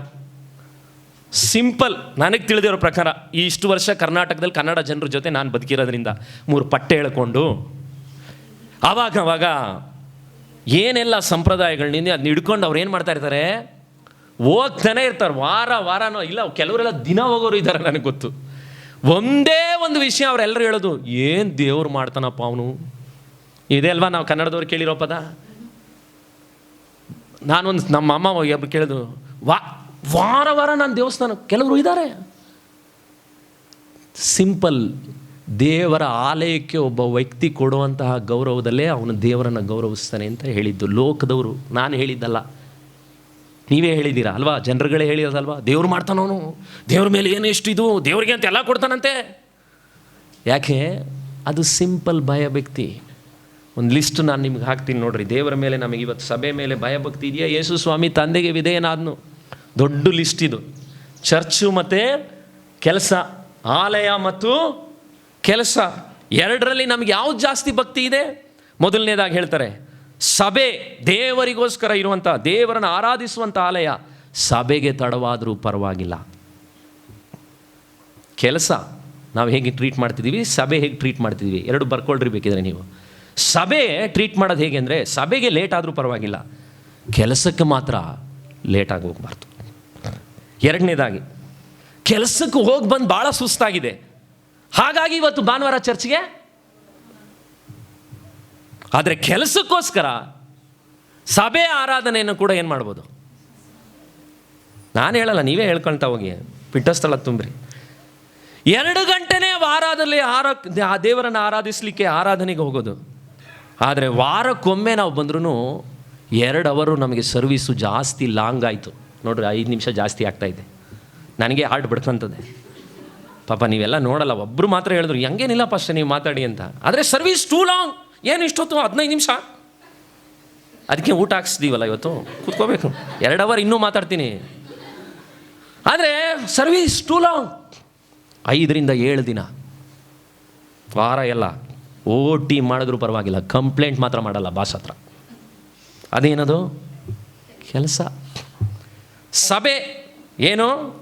ತಪ್ಪು ಮಾಡಿದಾಗ ಪಾಸ್ಟ್ರು ಎಚ್ಚರಿಸಿದ್ರೆ ಬೇರೆ ಚರ್ಚ್, ಮಿತಿಮೀರಿ ಹೋದಾಗಲ್ಲ. ಸಿಂಪಲ್ ವಿಷಯಕ್ಕೆ ಚರ್ಚು ಕುದುರೆ ಥರ ನೆಗೆಯೋರು ಇದ್ದಾರೆ. ಆದರೆ ಬಿಟ್ಟು ಹೋಗ್ತೀವಿ. ಆದರೆ ಕೆಲಸದಲ್ಲಿ ಮಾತ್ರ ಬಾಸ್ ಎಷ್ಟೇ ಬೈದ್ರೂ, ಸಾರಿ ಸರ್, ಮಾಡ್ತೀನಿ ಸರ್, ಇನ್ನೊಂದು ಸರಿ ಮಾಡ್ತೀನಿ. 4 ಮತ್ತೆ ಭಾನುವಾರ ಬಿಟ್ಟು ಬೇರೆ ದಿನದಲ್ಲಿ ಯಾವಾಗಾದರೂ ಸಭೆಯಲ್ಲಿ ಏನೇ ಕೆಲಸ ಹೇಳಿದ್ರು ಫುಲ್ ಬಿಸಿ. ಆದರೆ ಕೆಲಸದ ಹತ್ರ ಮಾತ್ರ ಭಾನುವಾರ ಕೂಡ ಒಂದೊಂದು ಸರಿ ಬರಲ್ಲ. ಯಾಕೆ ಬರಲ್ಲ? ಫುಲ್ ಬ್ಯುಸಿ ಪಾಸ್ಟ್ರೆ, ಶಿಫ್ಟು. ಲಾಸ್ಟ್ ನಾಟ್ ಲೀಸ್ಟ್, ಎರಡನೇದಾಗಿ ಆರಾಧನೆಯಲ್ಲಿ ಫೋನ್ ನೋಡಿದೆ, ಆವಾಗಲೂ ಇರೋಕ್ಕಾಗ್ತಾಯಿಲ್ಲ, ಕೈ ಎಳಿತಾ ಇತ್ತು, ಅವಾಗವಾಗ ಜೋಬಲ್ಲಿ ಹೋಗುತ್ತೆ. ಆದರೆ ಕೆಲಸದಲ್ಲಿ ಫೋನೇ ಇಟ್ಟಿದ್ದೀವಿ, ಲಾಕರಲ್ಲಿ ಇಟ್ಟಿದ್ದೀವಿ. ಕೆಲವು ಕಡೆ MD ನೋಡೋಂಗಿಲ್ಲ, ಗ್ಯಾಪಲ್ಲಿ ಮಾತ್ರ ಬ್ರೇಕಲ್ಲಿ ಬಂದು ನೋಡಬೇಕು. ಅದು ನಮಗೆ ಪ್ರಾಬ್ಲಮ್ ಇಲ್ಲ. ಸಭೆಯಲ್ಲಿ ಜವಾಬ್ದಾರಿಗಳು ಅಂತ ಬಂದಾಗ ನಾವು 100 ಮೈಲು ದೂರ ಓಡ್ತೀವಂತೆ. ಅದು ಮಾಡಲಿಕ್ಕೂ ನಮ್ಗೆ ಯೋಚನೆ ಇಲ್ಲ, ಕಷ್ಟ. ಆದರೆ ಕೆಲಸದಲ್ಲಿ ಕಷ್ಟಪಟ್ಟಾದರೂ ಪ್ರಮೋಷನ್ ತೊಗೊಳಕ್ಕೆ ನಾವೇನು ಮಾಡ್ತೀವಿ? ಇನ್ನೂ 2 ಅವರ್ ಡ್ಯೂಟಿ ಮಾಡಿ ಅವನಿಗಿಂತ ಮೇಲೆ ಬರಲೇಬೇಕು. ಅವನು ಒಲಿಯೋದಕ್ಕಿಂತ ನಾನು ಇನ್ನೂ ಫಾಸ್ಟಾಗಿ ಒಲೆದು ಏನು ಮಾಡಬೇಕು? ತಮಾಷೆಯಾಗಿ ಹೇಳಿದ್ರು ಕೂಡ ಈ ವಾರ ನನಗೊಬ್ಬರು ಕಳಿಸಿದ್ರು. ನಾನೇ ಯೋಚನೆ ಮಾಡಿದೆ, ದೇವರೇ ಹೌದು, ಹೇಗೆ ನಾವು ಟ್ರೀಟ್ ಮಾಡ್ತಾಯಿದ್ದೀವಿ? ನಮಗೆ ನಿಜವಾಗ್ಲೂ ಭಯಭಕ್ತಿ ಇದೆಯಾ? ಪ್ರಿಯ ದೇವರ ಮಕ್ಕಳೇ, ಕರ್ತನ ಭೋಜನ ತೆಗೆದುಕೊಳ್ಳುವಾಗ ದೇವರನ್ನು ಮೊದಲಿಟ್ಟಿದ್ದೀವ? ಇಲ್ಲ ನಮ್ಮ ಕೆಲಸ, ನಮ್ಮ ವ್ಯಾಪಾರ ಅದನ್ನು ಮೊದಲಿಟ್ಟಿದ್ದೀವ? ನಮ್ಮನ್ನು ನಾವು ಪರೀಕ್ಷೆ ಮಾಡಿ ನೋಡ್ಕೊಳ್ಳೋಣ. 3ನೇದಾಗ ಪದ ಹೇಳುತ್ತೆ, ಆತನು ಬಾಧೆಯಿಂದ ವಿಧೇಯತೆಯನ್ನು ಕಲಿತನು. ಇವತ್ತು ಕಷ್ಟಗಳು, ಬಾಧೆಗಳು ನೀವು ಯಾರಾದರೂ ಅನುಭವಿಸ್ತಾ ಇದ್ದೀರಾ? ಬಾಧೆಗಳಲ್ಲಿ ನೀವು ಗುಣಗುಟ್ಟದೆ ಅದನ್ನು ಸ್ವೀಕರಿಸಬೇಕು. ಒಂದು ವೇಳೆ ನನಗೆ ಗೊತ್ತು ನಮ್ಮ ಸಭೆಯಲ್ಲಿ ಬರುವಂಥ ನಿಮ್ಮಲ್ಲಿ ಕೆಲವರುಗಳಿಗೆ ಬಾಧೆ ಇದೆ, ಆ ಬಾಧೆ ಎಷ್ಟೋ ವರ್ಷ ಆದರೂ ಮತ್ತೆ ಬರ್ತಾ ಇದೆ, ಮತ್ತೆ ಆ ಕಷ್ಟಗಳಲ್ಲಿ, ಆ ಮಕ್ಕಳ ವಿಷಯದಲ್ಲಿ, ಆ ಕುಟುಂಬದ ವಿಷಯದಲ್ಲಿ, ಈ ವಾರದಲ್ಲಿ ಕೆಲವರನ್ನು ನಾನು ನೆನೆಸುವಾಗ, ಆದರೆ ಆ ಭಾರಗಳ ಮಧ್ಯದಲ್ಲಿ ಆ ಬಾಧೆಗಳನ್ನು ಹೇಗೆ ನೀವು ನಿಭಾಯಿಸ್ತಿದ್ದೀವಿ ನೋಡ್ರಿ. ನಾನು ನಿಮಗೆ ನಮ್ಮ ACA ಪಾಸ್ಟರ್ ಶ್ಯಾಮ್ ಸುಂದರಂ, ಅವತ್ತು ನಾನು ಸಭೆಗೆ ಹೋಗುವಾಗ ಅದು ಪಾಸ್ಟರ್ ಥಾಮಸ್ ರಾಜ್ ಅವರ ಜೊತೆಗೆ ಸೇವೆ ಮಾಡಿದಂಥ ಮೇನ್ ಚರ್ಚ್ನ ಪಾಸ್ಟರ್ ಶ್ಯಾಮ್ ಸುಂದರಂ ಸಭೆ ಯಾವುದೇ ಕಡೆಗೆ ಹೋದ್ರೂ ರೋಡ್ ಸಿಗಲ್ಲ ನಾನು ಹೋದಾಗ. ಯಾಕಂದ್ರೆ ಅಲ್ಲೂ ಫುಲ್ಲು ವೈಟ್ ಹಾಕ್ಕೊಂಡಿರೋವಂಥ ಜನರುಗಳೇ. ಯಾವ ದಿಕ್ಕಿಗೆ ಹೋದರೂ, ನಾನು ಕೆಲವು ವರ್ಷಗಳ ಹಿಂದೆ ಹೋಗಿದ್ದು, ಇವತ್ತು ಆ ದೇವರ ಮನುಷ್ಯ ಇಲ್ಲ. ಸಾವಿರಾರು ಜನ ಕಾಣಿಕೆಗಳನ್ನು ಸುಮ್ಮನೆ ಬ್ಯಾಗಲ್ಲಿ ತೆಗ್ತಾ ಇರಲಿಲ್ಲ, ತಂದು ಎಲ್ಲ ರಾಶಿ ಹಾಕೋರು. ಅಷ್ಟು ದೊಡ್ಡ ಸೇವೆ. ಆದರೆ ACA ಶ್ಯಾಮ್ ಸುಂದರಮ್ಮನ ದೇವರು ಅಷ್ಟು ಬಲವಾಗಿ ACA ಸಭೆಗಳು ಇವತ್ತು ನಿಂತಿದೆ ಅಂದರೆ ಅದಕ್ಕೆ ಕಾರಣ ದೇವರು ಉಪಯೋಗಿಸಿದಂಥ ಈ ಭಕ್ತನು. ಆದರೆ ಈ ಭಕ್ತನ ಲೈಫ್ನಲ್ಲಿ ಏನಾಯಿತು, BCom ಆನರ್ಸನ್ನು ತೆಗೆದುಕೊಂಡು ಅದ್ಭುತವಾಗಿ ಓದಿದಂಥ ಇಂಗ್ಲೀಷ್ನಲ್ಲಿ ಪ್ರಸಂಗ ಮಾಡುವಂಥ ಅದ್ಭುತವಾದ ಸೇವಕರು. ಆದರೆ BCom ಆನರ್ಸ್ ಮುಗಿದ ಮೇಲೆ ಅವ್ರ ಅಪ್ಪನ ಫ್ರೆಂಡ್ ಹೇಳಿದ್ರಂತೆ, ನಿನ್ನ ಮಗ BCom ಆನರ್ಸ್ ಮಾಡಿದ್ದಾನೆ, ಅವತ್ತಿನ ಕಾಲಕ್ಕೆ ಬ್ಯಾಂಕಲ್ಲಿ ಕೆಲಸ ಕೊಡ್ತೀನಿ, ನಾಳೆ ಬರೋಕ್ಕೆ ಹೇಳು. ಫ್ರೆಂಡಿನ ಮಾತು ಕೇಳ್ಕೊಂಡು ಹೋದ್ರಂತೆ. ಅವರಿಗೆ ಇಷ್ಟ ಆನರ್ಸ್ ಓದಿರೋದ್ರಿಂದ. ಅವ್ರು ಬರೀ ಆ ಕೆಲಸಕ್ಕೆ ಬರೀ ಒಂದು 3-4 ಲೆಕ್ಕ ಕೊಡ್ತೀನಿ ಅಷ್ಟೇ, ಅದನ್ನ ನೀನು ಒಳಗಡೆ ಹೋಗಿ ಬರೆದ್ಬಿಟ್ಟು ಬಾ. ಲೆಕ್ಕ ಹಾಕ್ತಾರೆ, ನಂಬರ್ಸ್ಗಳನ್ನ ಬಂದು ಆಚೆ ಕೊಟ್ರಂತೆ. ಇಂಟರ್ವ್ಯೂ ಮಾಡಿದವ್ರು ಹೇಳಿದ್ರಂತೆ, ಅವಸರದಲ್ಲಿ ಬರೆದುಬಿಟ್ಟಿದ್ಯಾ, ನಿಧಾನಕ್ಕೆ ನೋಡ್ಕೊಂಡು ಹೋಗು, ಓದು. ಮತ್ತೆ 2-3 ಸರಿ ಬಡಿದ್ರು ಲೆಕ್ಕ ತಪ್ಪಾಗಿ ಹೇಳ್ತಾ ಇದ್ದಾರೆ. 4ನೇ ಸರಿ ಅವ್ರು ಹೇಳಿದ್ರಂತೆ, ನಿಮ್ಮ ತಂದೆ ನನಗೆ ಫ್ರೆಂಡು ಅಂತ ನಿನಗೆ ಕೆಲಸ ಕೊಡೋಕ್ಕಾಗಲ್ಲ, ಸಾರಿ, ನೀನು ಫೇಲ್ ಅಂದ್ರಂತೆ. BCom ಆನರ್ಸ್ನಲ್ಲಿ ಅಷ್ಟು ಪದವೀಧರ ವ್ಯಕ್ತಿ, ಆದರೆ ಕೆಲಸ ಹೋಯಿತು, ಕೆಲಸನೂ ಸಿಗಲಿಲ್ಲ. ವಾಪಸ್ಸು ಮನೆಗೆ ಅಳ್ತಾ ಬಂದ್ರಂತೆ. ಅವರಿಗೆ ಕೆಲಸ ಸಿಗದೇ ಇದ್ದಿದ್ದಕ್ಕೆಲ್ಲ ಅಳೋದು ಬಂದಿದ್ದು. ಗಣಿತದಲ್ಲಿ ಭಾಳ ಚೆನ್ನಾಗಿ ಸ್ಮಾರ್ಟ್ ವ್ಯಕ್ತಿ ಅಂತೆ, ನನಗೆ ಲೆಕ್ಕ ಬರಲ್ಲ ಅಂದ್ಬಿಟ್ರಲ್ಲ ಅಂತ ಅಳ್ತ್ಕೊಂಬಂದ್ರಂತೆ. ಮನೆಗೆ ಹತ್ಕೊಂಡು ಬಂದಂಥ ACA ಶ್ಯಾಮ್ ಸುಂದರಂ ಅವ್ರನ್ನ ಅವ್ರ ಅಪ್ಪ ಭಾಳ ಪ್ರಾರ್ಥನೆ ಮಾಡಿ ದೇವರ ಭಕ್ತ ಅಂತೆ. ಅಳ್ತಾ ಬಂದು ಹೇಳಿದ್ರಂತೆ, ಅಪ್ಪ ಕೆಲಸ ಸಿಗಲಿಲ್ಲ. ಮನೆಯವರೆಲ್ಲರೂ ಬೇಜಾರಲ್ಲಿ ಅಳ್ತಾ ಇದ್ರಂತೆ. ಅವ್ರ ಅಪ್ಪ ಹೇಳಿದ್ರಂತೆ, ಚಾಪೆ ತಗೋಬಾ, ಮೊಣಕಾಲು ಹಾಕು, ಎಲ್ಲರೂ ಸೇರಿಕೊಳ್ರಿ. ಎಲ್ಲ ತಂದೆ ತಾಯಿ ಎಲ್ಲರೂ ಸೇರಿ 2 ಕೈಗಳನ್ನೆತ್ತಿ ಹೇಳೋಣ, ನನ್ನ ಮಗನಿಗೆ ಕೆಲಸ ಕೊಡದೇ ಇದ್ದಿದ್ದಕ್ಕಾಗಿ ಸ್ತೋತ್ರ ದೇವರೇ, ನೀನು ದೊಡ್ಡ ಪ್ಲ್ಯಾನ್ ಇಟ್ಟಿದೆಯಾ ನನ್ನ ಮಗನಿಗೆ ಅಂದ್ರಂತೆ. ಬಾಧೆಯನ್ನು ಫೇಸ್ ಮಾಡಿದವ್ರು ಹೆಂಗಿದ್ರು ನೋಡ್ರಿ, ಸ್ತೋತ್ರ ಹೇಳಿದ್ರು. ಎಲ್ಲರೂ ಕಣ್ಣೀರಿಂದ ಸ್ತೋತ್ರ ಹೇಳಿದ್ರು, ಸಂತೋಷದಿಂದ ಸ್ತೋತ್ರ ಹೇಳಿದ್ರಂತೆ. ACA ಶ್ಯಾಮ್ ಸುಂದರಂ ಇಲ್ದಿದ್ರೆ ಆ ಸಭೆ ಅಷ್ಟು ಮಟ್ಟಕ್ಕೆ ಬೆಳೀತಿತ್ತು ಅಂತ ಹೇಳಕ್ಕೆ ಸಾಧ್ಯನೇ ಇಲ್ಲ. ಫೇಲ್ ಆದ ಬಾಧೆ ಒಂದು ಕಡೆ ಅನ್ನಿಸಿರ್ಬೋದು ಅದು, ಆದರೆ ಅದಕ್ಕೆ ಗುಣಗುಟ್ಲಿಲ್ಲ. ತಂದೆ ಆತ್ಮೀಕವಾಗಿ ಬಾಧೆಯನ್ನು, ವಿಧೇಯತೆ ಹೇಗೆ ಬರುತ್ತೆ ದೇವರ ಮಕ್ಕಳೇ. ಇದೇ ಪಾಸ್ಟರ್ ಶ್ಯಾಮ್ ಸುಂದರಂ ಅವರ ತಂಗಿ ಕೆಲವು ವರ್ಷಗಳಾದಮೇಲೆ ಹುಷಾರಿಲ್ಲದೆ ಆಯಿತು, TB ರೋಗ ಬಂತು. ಎಷ್ಟೆಷ್ಟೋ ಜನ ಪ್ರಾರ್ಥನೆ ಮಾಡಿದ್ರು, ಕಾಯಿಲೆ ವಾಸಿ ಆಗಲಿಲ್ಲ. TB ರೋಗದಲ್ಲಿ ವಾಸಿ ಆಗದೇ ಇದ್ದಂಥ ಕಾಲಗಳದು. ಎಷ್ಟೋ ಜನರಿಗೆ ಅದ್ಭುತ ಆಗಿತ್ತು. 2 ಪಾಸ್ಟರ್ಸ್ಗಳು ಮಾತ್ರ ಕಡೆಯದಾಗಿ ಬಂದು ಹೇಳಿದ್ರಂತೆ, ಅವ್ರು ತುಂಬ ಪ್ರಾರ್ಥನೆ ಮಾಡೋರು. ಅವರಿಬ್ಬರು ತುಂಬ ಚೆನ್ನಾಗಿ ಪ್ರಾರ್ಥನೆ ಮಾಡಿ ಸ್ವಲ್ಪ ಹೊತ್ತಾದ್ಮೇಲೆ ಹೇಳಿದ್ರಂತೆ, ಅಮ್ಮ ನಿಮಗಾಗಿ ಎಷ್ಟೊಂದು ಪ್ರಾರ್ಥನೆ ಮಾಡ್ತಾಯಿದ್ದೀವಿ ಬೆಳಗ್ಗೆಯಿಂದ ಸಾಯಂಕಾಲದವರೆಗೂ, ಎಷ್ಟೆಷ್ಟೋ ಜನಕ್ಕೆ ದೇವರ ಅದ್ಭುತ ಮಾಡಿದ್ದಾನೆ, ನಿಮಗೆ ದೇವರ ಅದ್ಭುತ ಮಾಡಲಿಲ್ವಲ್ಲಮ್ಮ ಅಂದ್ರಂತೆ. ಶ್ಯಾಮ್ ಸುಂದರಂ ಅವರ ತಂಗಿ ವಯಸ್ಸಾಗಿತ್ತಂತೆ, ಮಾತೇ ಬರ್ತಾಯಿಲ್ಲ. ಮೆತ್ತಗೆ ಹೇಳಿದ್ರಂತೆ, ಇಬ್ಬರು ಇಲ್ಲಿಗೆ ಬನ್ನಿರಿ. ಯಾರಿಗೆ ಬನ್ನಿ ಹತ್ರಕ್ಕೆ. ಶಬ್ದ ಬರ್ತಾಯಿಲ್ಲ. ನನಗೆ ಪ್ರಾರ್ಥನೆ ಮಾಡಿ, ನೀವು ಪ್ರಾರ್ಥನೆ ಮಾಡಿ ಅದ್ಭುತ ಎಲ್ಲ ಬರ್ತಾಯಿಲ್ಲ ಅನ್ನೋದಕ್ಕೆ ದೇವರನ್ನ ಬೈಯೋದನ್ನ ಕಲಿಬೇಡ್ರಿ. ದೇವರನ್ನ ಬೈಯಕ್ಕೆ ನಿಮ್ಗೆ ಯಾರು ಹೇಳಿದ್ದು? ನನಗೆ ದೇವರು ಈ ಬಾಧೆ ಕೊಟ್ಟಿರೋದು ಆತನ ಮಹಿಮೆಗಾಗಿ ಅಂದರೆ ಅದನ್ನ ತಗೊಳ್ತೀನಿ ಅಷ್ಟೇ. ದೇವರ ಬಗ್ಗೆ ಎಲ್ಲ ಕೆಟ್ಟದಾಗ ಮಾತಾಡ್ಬಿಡ್ರಿ ಹೋಗಿ. ಇದು ಹಳೆ ಭಕ್ತರು, ಅವ್ರಿಗೆ ಬಂದಂಥ ಬಾಧೆ, ನೋವು, ಸಂಕಟಗಳನ್ನು ಅದರ ಮಧ್ಯದಲ್ಲಿ ಒಂದು ಮಾತು ಮಾತ್ರ ಅವ್ರ ಬಾಯಿಗಳಲ್ಲಿ ಬಂತು, ದೇವರು ಮಾತ್ರ ಯಾವತ್ತೂ ಕೆಟ್ಟದ್ದನ್ನು ಮಾಡಲ್ಲ. ಈ ಒಂದು ಅರಿವು ಬಾಧೆಗಳಲ್ಲಿ ಬಂದರೆ ನಾವು ವಿಧೇಯತೆಯನ್ನು ಕಲಿತೀವಿ.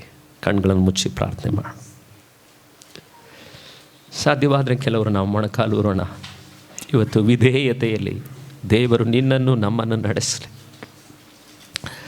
ಬಾಯಿಗಳನ್ನು ತೆರೆದು ಬಲವಾಗಿ ಕೂಗುವಂಥ ಅಭಿಷೇಕ ದೇವರು ನಿಮ್ಮ ಮೇಲೆ ಕೊಡಲಿ ಅಂತ ನಾನು ಪ್ರಾರ್ಥನೆ ಮಾಡ್ತಾಯಿದ್ದೆ. ಆಸಕ್ತಿಯಿಂದ ಪ್ರಾರ್ಥನೆ ಮಾಡೋಣ. ಈ ಸಭೆಯಲ್ಲಿ ಇಷ್ಟು ಆತ್ಮಗಳಿದ್ದರೆ ಸಾಲದು. ಇವತ್ತು ಬೆಳಗ್ಗೆ ಕೂಡ ನಾನು ರೂಮ್ನಲ್ಲಿ ಮತ್ತೆ ಮತ್ತೆ ಹೋಗಿ ಹೇಳ್ತಾ ಇದ್ದೆ. ಏನು ಹೇಳ್ತಾ ಇದ್ದೆ? ದೇವರೇ, ಆತ್ಮಗಳನ್ನು ಕೊಡಪ್ಪ, ನನ್ನ ಸಭೆಯ ಮಕ್ಕಳುಗಳಿಗೆ ಆತ್ಮ ಭಾರವನ್ನು ಕೊಡು.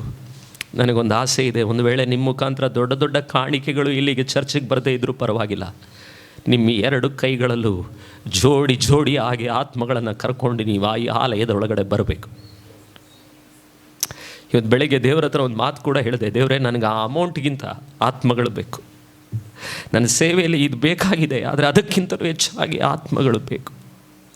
ಕಣ್ಣೀರಿನ ಕೂಗು ನಮಗೂ ನಿನಗೂ ಬೇಕು ದೇವರ ಮಕ್ಕಳೇ. ಹಾಲೆಲೂಯಾ. ಆಸಕ್ತಿಯಿಂದ ಪ್ರಾರ್ಥನೆ ಮಾಡೋಣ. ದೇವರೇ, ನನ್ನಲ್ಲಿ ವಿಧೇಯತೆ ಇಲ್ಲ, ಆದರೆ ಈ ಒಂದು ವಿಷಯ, ಕರ್ತನ ಭೋಜನವನ್ನು ತೆಗೆದುಕೊಳ್ಳುವಾಗ ಭಯಭಕ್ತಿಯಿಂದ ಕೂಗೋಣ. ದೇವರೇ, ಕೆಲವು ಸಮಯದಲ್ಲಿ ಕರ್ತನ ಭೋಜನ ತೆಗೆದುಕೊಳ್ಳುವಂಥ ನಾನು ನಿನ್ನ ಆಲಯವನ್ನು, ಸಬ್ಬತ್ ದಿನವನ್ನು ನಾನು ಗೌರವವಾಗಿ ಎಣಿಸಲಿಲ್ಲ, ನನ್ನನ್ನು ಕ್ಷಮಿಸು. ಆ ಭಕ್ತರುಗಳು ಬಾಧೆಯನ್ನು ಫೇಸ್ ಮಾಡಿದ ಹಾಗೆ ಇವತ್ತು ನಾನು ಫೇಸ್ ಮಾಡ್ತಾ ಇಲ್ಲ, ಗುಣಗುಡ್ತಾ ಇದ್ದೀನಿ. ನನಗೆ ಯಾಕೆ ನನ್ನ ಮನೇಲಿ ಈ ರೋಗ, ನನಗೆ ಯಾಕೆ ಈ ಕಷ್ಟ, ನನಗೆ ಯಾಕೆ ಈ ಹಣದ ಕಷ್ಟ? ದೇವರು ಹಣದ ಕಷ್ಟಗಳಿಂದ ಏನನ್ನೋ ಕಲಿಸ್ತಾ ಇದ್ದಾನೆ. ದೇವರು ನಿನ್ನ ಜೀವಿತದಲ್ಲಿ ಕೆಲವನ್ನ ಮುಳ್ಳುಗಳನ್ನು ತೆಗೆದಿಲ್ಲ ಅಂದರೆ ಅದಕ್ಕೆ ಏನೋ ಒಂದು ಕಾರಣ ಇದೆ. ಆ ಬಾಧೆಯನ್ನು ಸಂತೋಷದಿಂದ ಸ್ವೀಕರಿಸೋಣ. ಆದರೆ ದೇವರನ್ನು ಮಾತ್ರ ಬೈಯೋದು ಬೇಡ. ಕೆಲವು ಸಾರಿ ನೋಡ್ರಿ, ನಾವು ಒಳ್ಳೆ ಮಾರ್ಕ್ಸ್ ತೊಗೊಂಬಂದರೆ ನಾವು ಹೇಳ್ತೀವಿ, ಓ ನಾನು ನೈಟೆಲ್ಲ ಚೆನ್ನಾಗಿ ಓದ್ದೆ ಅಂತೀವಿ. ಆದರೆ ಫೇಲ್ ಆದರೆ ಮಾತ್ರ ದೇವರು ಪ್ರಾರ್ಥನೆ ಮಾಡಿದೆ ನನಗೆ ಪಾಸೇ ಮಾಡಲಿಲ್ಲ ಅಂತೆ. ಒಳ್ಳೆಯದು ಬರುವಾಗೆಲ್ಲ ಕ್ರೆಡಿಟ್ಟು ನಮಗೆ, ನಮ್ಮ ಜೀವಿತಗಳಲ್ಲಿ ಕೆಟ್ಟದ್ದಾದಾಗೆಲ್ಲ ದೂಷಣೆ ಮಾತ್ರ ದೇವರಿಗೆ. ಇದೆಂಥ ನ್ಯಾಯ? ಕೈಗಳನ್ನು ಎತ್ತಿ ಹೇಳೋಣ, ದೇವರೇ, ನನ್ನ ಜೀವನದಲ್ಲಿ ನೀನೇನೇ ಮಾಡಿದ್ರು ಒಳ್ಳೇದಕ್ಕೆ ಮಾಡಿದೀಯ ಸ್ವಾಮಿ.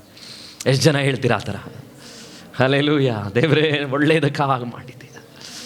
ಹಲ್ಲೆಲೂಯಾ. ದೇವರು ಇವತ್ತು ಕೃತಜ್ಞತೆಗಳನ್ನು ಸ್ವೀಕರಿಸ್ತಾ ಇದ್ದ. ರೋಗಗಳು, ಕಷ್ಟಗಳು, ನೋವುಗಳು ನಿಮ್ಮ ಜೀವನದಲ್ಲಿ ಏನೇ ಬಂದಿದ್ರು ಆ ಬಾಧೆಗಳು ನಿಮಗೆ ವಿಧೇಯತೆಯನ್ನು ಕಲಿಸುತ್ತೆ. Hallelujah, hallelujah, hallelujah. Thank you Lord, thank you Lord, thank you Lord. ಓ ಸ್ತೋತ್ರಪ್ಪ.